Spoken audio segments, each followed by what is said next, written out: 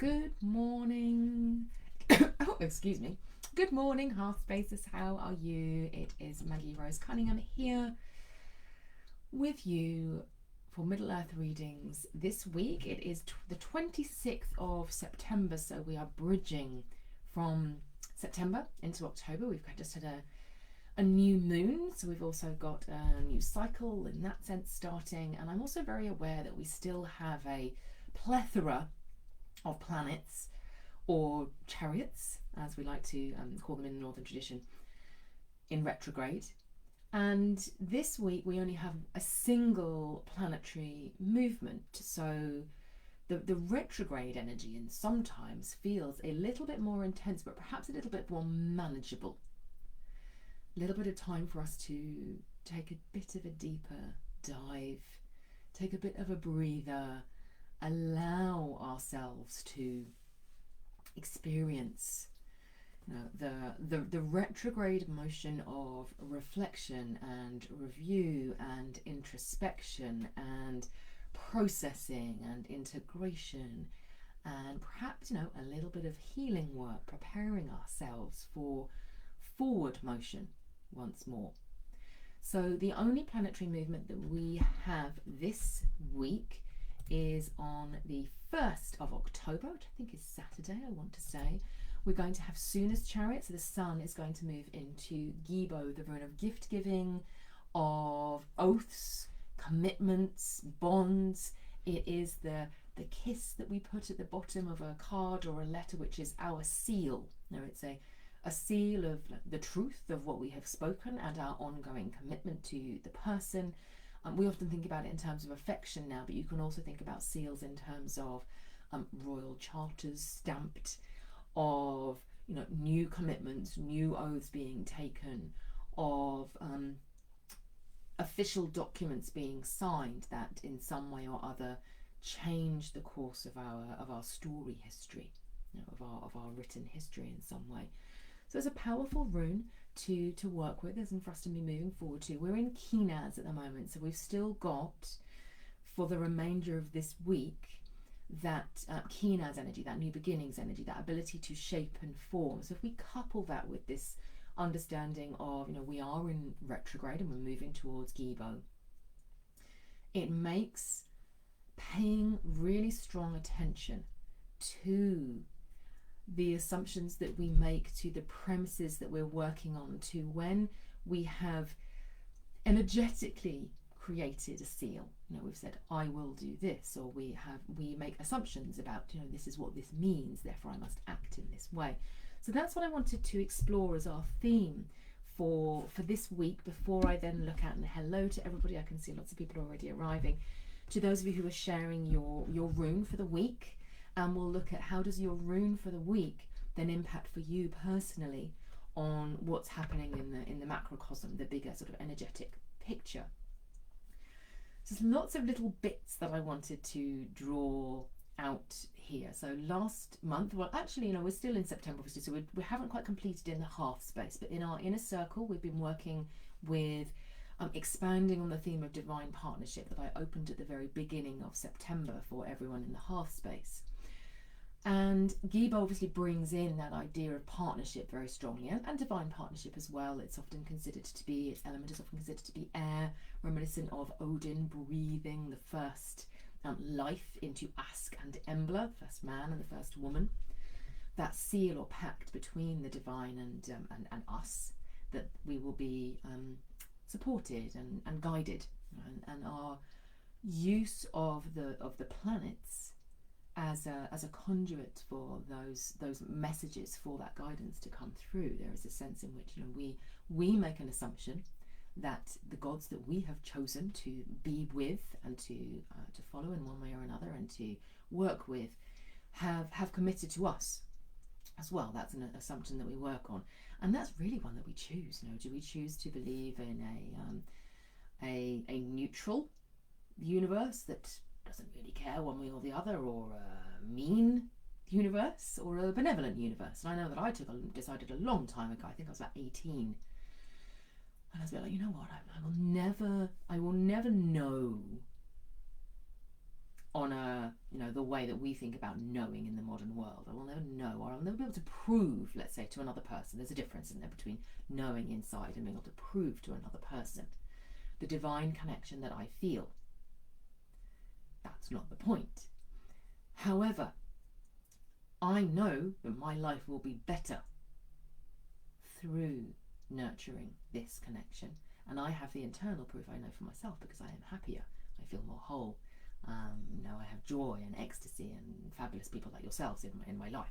All sorts of reasons why I choose to believe that the divine have made a pact with us to support us and help us in our evolution and our soul growth, and that we are considered to be cherished, and to in some way to be part of the collective consciousness. The collective divine consciousness is where I go with that. So we can think about, what are your assumptions or your beliefs, your inner knowings, your chosen way of being. What are those assumptions that you rest upon in your spiritual foundations that support you? And bringing presence to that is what I'm really aware of through the course of this week. We might think about Urd, the Nornir of the past, who is said to gather the white clay from the edges of the well of weird, the well of possibility, potential, the flow of destiny, and she gathers it up and she smooths it upon the bark of the world tree. And there is a sense in which she is drawing this clay, this energy of the past, this energy that has had the weird filtering through it for a long period of time, and she offers it to the tree for healing purposes. She brings this energy to the tree. It always seems to me that she is inviting us into a deeper reflection there, which is why when I think about the retrograde motion, I think about it as we are like wading through the mud when we're in retrograde, but that's maybe not such a bad thing, because it's asking us to pay attention and to draw up those assumptions that are resting deep within our roots, deep in the mud, up to the surface, and to bring presence to them and to just check in. Is that still working for me? Is this creating the best possible version of my reality for me? The foundation stones upon which I make my choices about the world, how I'm going to act, how I'm going to respond in the moment. So that's one of the things that we can think about. What assumptions do I make about my partnership with the divine? That you can ask about as well. You can also ask about other partnerships in that context. What assumptions do I make about my role in this partnership and the other person's role in this partnership? Do they make the same assumptions? What's implicit? The second thing that I'm thinking about in terms of divine partnerships that's been coming through, obviously we've been working with Ul and Njord in the inner circle, and that's they are the deities that I introduced at the beginning of this month in the hearth space. But one of the partnerships that I've been thinking about in preparation for Middle Earth readings today is the partnership between Hugin, Odin's raven. His name means thought, but it's a bit more complex than that. And Munin, or Munin as some people call him, who is the raven of memory. And I was remembering that Odin is well known for having said that he feared for both, but he feared for Munin, the raven of memory, more. And what a lot of people draw from this, and certainly for me when I first read this, I thought that this was referring to memory loss. That the old stories, the ancient ways might be lost, that as our bodies age we might lose memory, that through that we lose wisdom, because we forget what actually happened, and so we lose a source of wisdom. But what Odin offered me today was a different interpretation of this, and he said actually, what if I didn't mean that? He doesn't say, oh, no, I didn't mean that. He just says, what if I didn't mean that? Because most of these stories are there, and they do have ambiguous meanings on purpose so that we can find our own wisdom within them. He said, what about the manipulation of memory? I often think of Odin as being the story god. I often refer to him that way, the god who guards the story of the worlds and creates them and directs them. But he was saying, what if our memories, our understandings, our assumptions, the stories that we have been brought up with have been maybe not even manipulated, maybe do not serve us in the present moment. So me think about a good example for you. So, for example, there is a lot of debate in the modern world around. There has been a lot of debate around gender stereotypes in terms of the masculine and the feminine, and the big feminist movements that have happened over the past 100 years, past decades, have been going on, and now we have more debate about what does gender actually mean, and identity, and these things are coming through. And this is working on the basis that the old stories, or the stories that have received the dominant discourse, let's say, the dominant stories that our society tells itself about who we are and about the roles that we need to play in society based on, the way in which our organs are arranged, is they're not. Are they still the best ones? Are they still of the most benefit to our society? And we ask that question. And so Odin was asking me to bring presence to that in this session, to say, sometimes the stories that we carry with us, or we have been gifted, we carry with us, whether we have chosen them or not, a lot of them are embedded in the subconscious mind, need retelling, and we can participate in that retelling. So that again is part of the process of this week, is bringing some real presence to what is, I've already talked about what assumptions am I making, what am I assuming my role is in this circumstance, in this partnership, whatever that partnership is, and what am I assuming the other person's or parties' roles are in this partnership, and do those assumptions serve us both? So that's one piece of the puzzle for you to play with through the course of this week as we move in towards the half month of Gebo, bearing in mind that we've got access to a lot of that creativity through Kenaz. We've had the new moon in Kenaz. We've had the sun is in Kenaz, soon as Chariot is in Kenaz. So we still have that creative potential, but we have a lot of planets in retrograde, so that they seem to be moving backwards to us in the sky at this point. And so it's a time for review and reflection, not necessarily a time for moving forward. That might come more later, particularly as the Kenaz new moon gears up. We've got a bit more ability to start to look forwards as well. So the other piece that for some of you will be important and may come up when we look at your individual readings will be, when you think about sources of wisdom, which do you prioritize? So when we think about hugging the raven of thought, we often think about that as being, it's all going on in here, in the mind. And we might think about that as being very connected to Odin's story world, for example. But the word hugging doesn't necessarily mean our modern definition of the mind. And its roots go back quite far, and we can take it all the way back to perhaps having a connection with hugging, like literally cuddling, and with hygge, the practice of hygge, the practice of togetherness and appreciation of your environment, being out in the cold and coming into the warm, feeling cozy and snug, and all of these things. So it's not just the rational, analytical, sometimes slightly separate from the body type of process when Huggins talking about it. He, to my mind, embodies sensory cognition, the process of us sensing information and starting to bring it into our conscious mind or into the subconscious mind. And that's when it joins with Munin, who is the raven of memory. And Munin is actually more the keeper of the story world, more the keeper of what do my past experiences tell me about this, and what are my assumptions about the role that I need to play in this? Tell me about this. Is this an okay feeling for me to have? Do I need to ignore that because everyone else's needs are more important than my own, and therefore, that's just because my body is saying, I'm really hungry, I'm going to ignore it. So actually, hugging brings in the present moment into our system. And then Munin is the process of filtering that so that we then make a decision about what we're going to do. And theirs is a partnership, and we can think about that as being a divine partnership that we would do well to tend.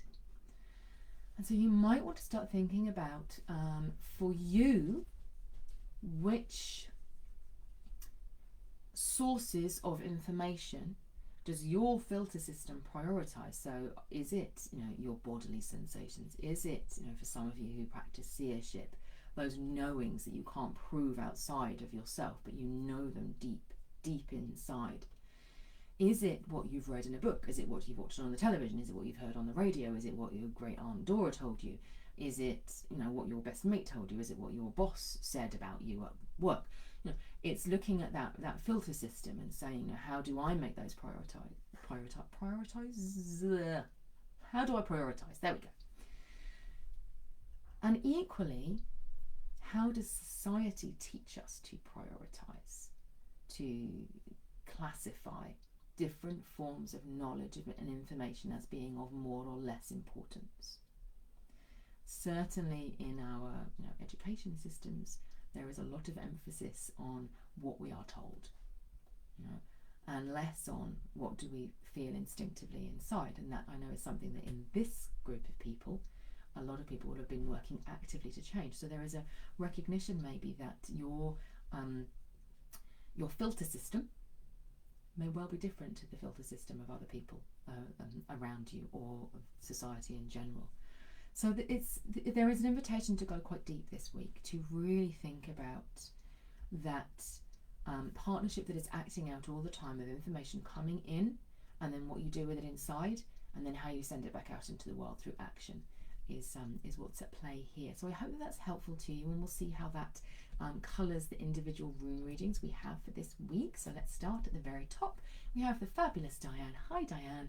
And you have Manners upside down. Have you had that one before? The first thing for me that always comes to mind with Manners upside down is a sense of surrender.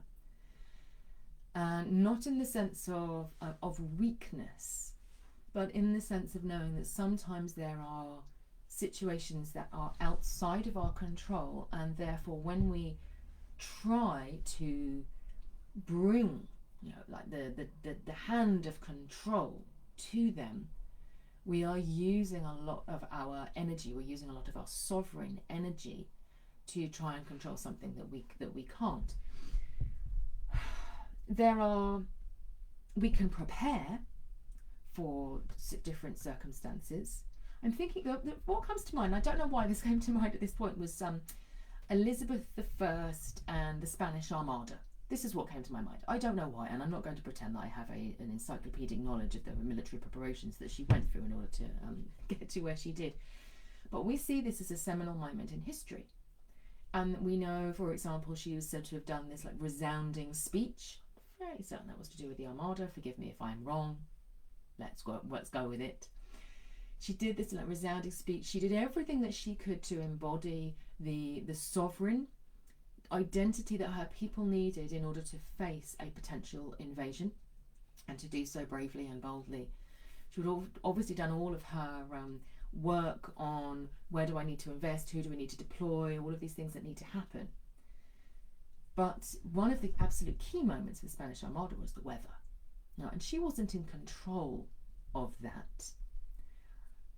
And yet that's the lens through which history, we look at her and we go, wow, she was an amazingly successful queen. And there is a sense in which for us there are times when we make our own luck. She certainly worked incredibly hard to make her luck in that sense. And there is a sense of the hand of fate getting involved at some point, and the weather changing in the way that it did to favour her troops over the Spanish invaders. And so when we see the Manners rune reversed, it's indicating that there are some things where it's okay, what can you do, what is inside your control and what's outside of your control, and things that are outside of your control, how do you gift them to the gods? We're talking about divine partnership at the moment. What is an act that you might then offer outwards, and to consciously do that and say, I am gifting you. So in Queen Elizabeth's case, I am gifting you the fate of my people, knowing that I have done my utmost, and I now offer the rest to you, which then allows her to focus on that's being taken care of. I now focus on the piece that's important to me. So divine partnership in action there with Elizabeth I, I believe. Erica, so you've got Algas for the week. It's a very nice complementary rune with Manas. They're both this sense of sort of self and identity, and Algas again is very much a rune that offers another perspective on divine partnership, of reaching upwards and knowing that we are connected and that the gods are listening. There's something beyond that though, Erica, because I think it's because I was talking about gods in the context of Manas, but there's with the Algas rune we have the feet. You know, if you imagine that the Algas rune, for those of you who, I'll have a little look and see if I can flick through and find the Algas rune to sort of help. There we go. So here we go with the Algas rune. So some people see it as being a person, and they're standing with their feet together, and this is the head looking upwards, and these are the arms outstretched. And it reminds me, when I think about that stance, that actually when we do meditation work, or when we move into our slightly more active pose, we're in an active pose where we are seeking to take action, our feet tend to be further apart because we're about to move into action. Whereas the Algas rune, as I'm seeing it for you here, is talking about when the feet are together. And so there is a surrender aspect to this as well, of saying I'm going to remain still while I'm seeking this connection. There is a sense of needing to open our senses up so that we are stretching out, listening for guidance, and being in a pause moment where we aren't walking, we're not doing, we're not trying, we're not influencing in any other sense. We are opening up to that system. You know, I was talking about the filter system. That's the sense that I get for you, is almost of going, in embodying the Algas rune and feeling the store of memory that is inside you, that connects you with the Well of Weird and makes you part of that, part of the divine story. And then the opening out and the receiving of, you know, the universe and source and energy, and drawing it in through the head and through the hands, and feeling that coming in, and feeling that cauldron of potential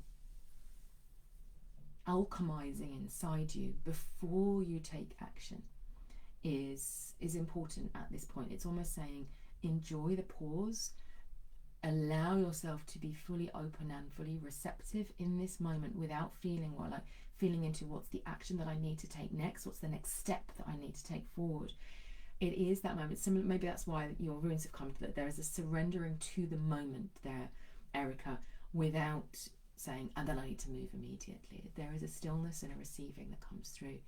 And Marie, you have got Algas as well, right after Erica. So I'm actually going to work on the assumption, as they've come together, that is the piece that you need as well, is that sense of no action is required from me at this point. What I need to do is to be entirely open to the moment.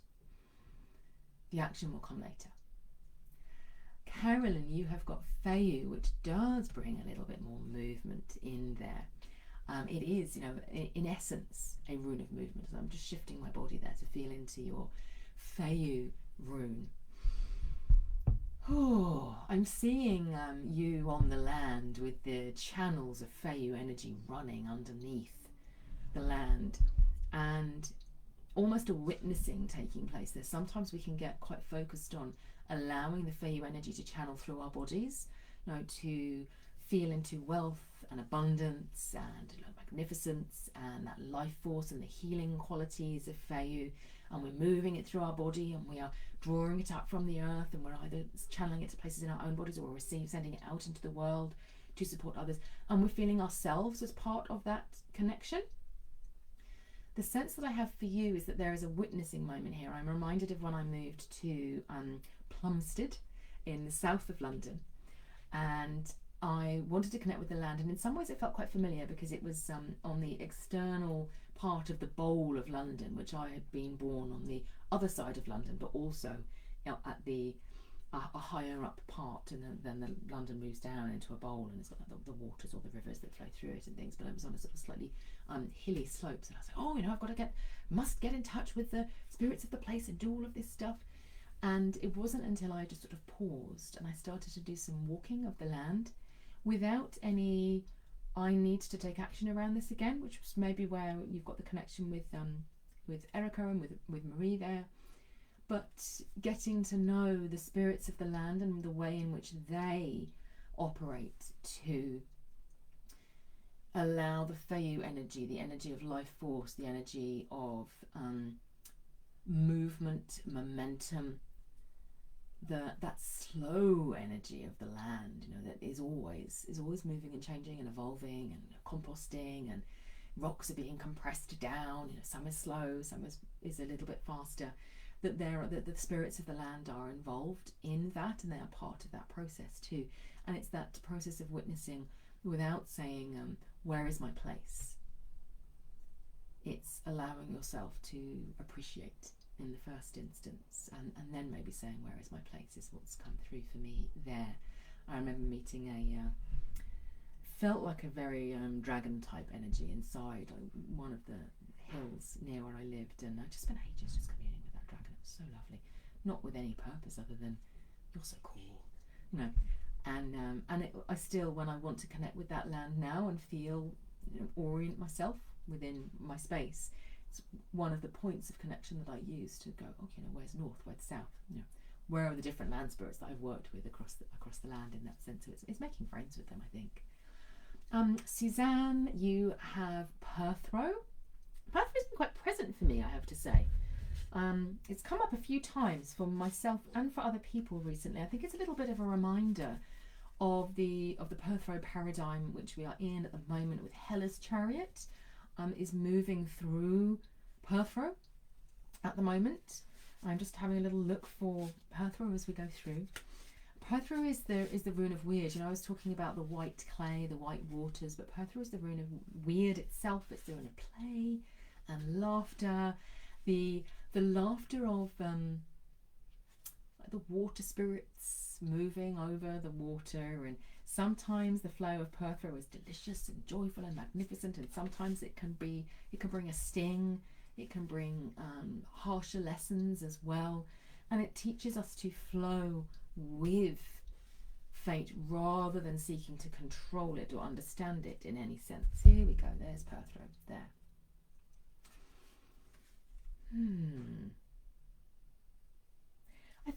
For me, there's very much a sense of saying there is always a bigger picture.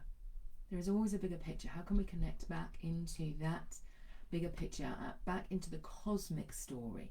So we have our own individual stories, and then we have cultural stories. I was talking with a coach just last week. We were we'd been facilitating groups together, and she was talking about the way in which she loves to find the archetypal connections across pantheons, across different pantheons. And I always find that interesting. We're talking about underlying beliefs and assumptions. So for me, although Odin represents a father deity, for example, he's a sovereign deity, and I have worked with Zeus for many years, and I had to do a bit of negotiating across the two. For some people, they would see Zeus, Jupiter, Odin, king deities as being manifestations of an overall archetype of the all-father, king, ruler deity. And they do have some similarities in terms of their stories, I'm not going to deny that. But I have always found them to be very distinctive, and I don't find it as simple as that, to feel as if they weave different threads in there. Maybe there are archetypes out there, like stories that each of them embodies to a greater or lesser capacity. But I see them more as being tapestries that perhaps, this is, I'm speculating now, the divine is the substance out of which the tapestry of the gods is made, but the weaving and the patterns and the stories are unique to each individual pantheon. So I don't know. There's a point at which none of us know. But Perthro, I feel as if Perthro is inviting that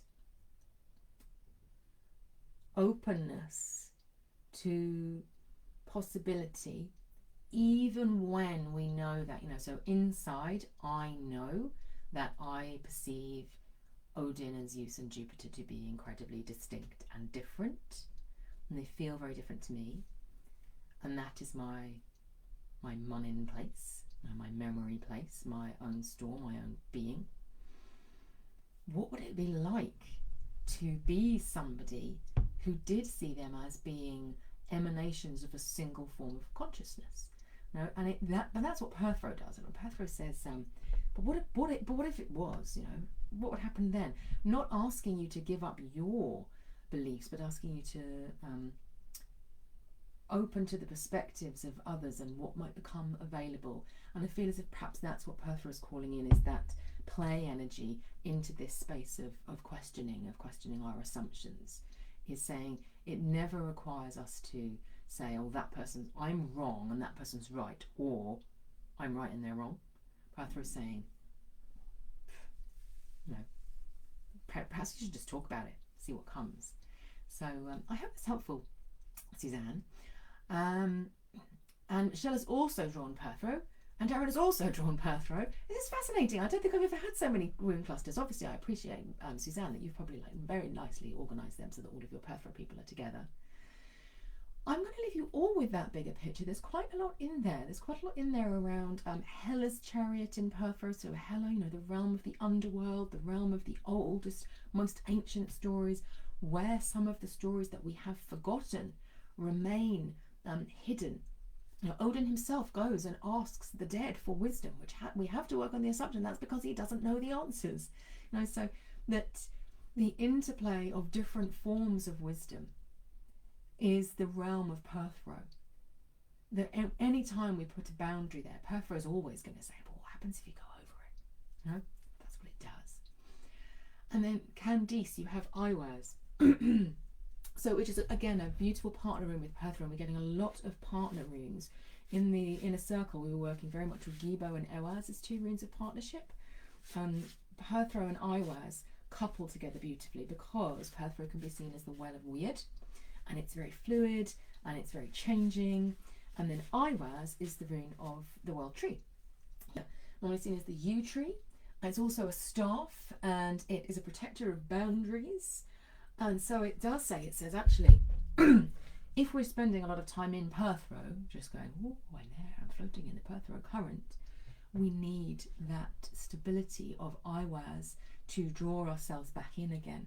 It's similar to those of you who do a journeying practice. The energy of the Iwaz rune holds us safe, the role of the staff that holds us steady as we walk and as we explore, the stang in the centre that draws us back in, the world tree in the centre that contains the story as it currently stands and resists dissolution, that provides resistance. And so it's the other side of that. So for you, Candice, bear in mind you've been clustered with loads of Perthro people here. There is a sense perhaps of looking at that partnership, of looking at the partnership of Perthro, allowing change and movement and questioning, and the sensitivity of Perthro. Again, we've been talking about sort of fluidity. We've been talking about Hugin, the Munin, Hugin as being the raven through which the senses operate, through which we receive information. And Perthro says, oh, what about that? What about this? And then Iwaz in the centre becomes the processing core that says, how am I going to channel this energy, this knowledge, this information through my truth? Because if I don't do that, I disintegrate, I disappear. And we might think about that in terms of when we walk around in the world, there are people moving around us all of the time. Some of us are very permeable, we're very open, our systems are very open, and we've got that Perthro flow moving through us all of the time.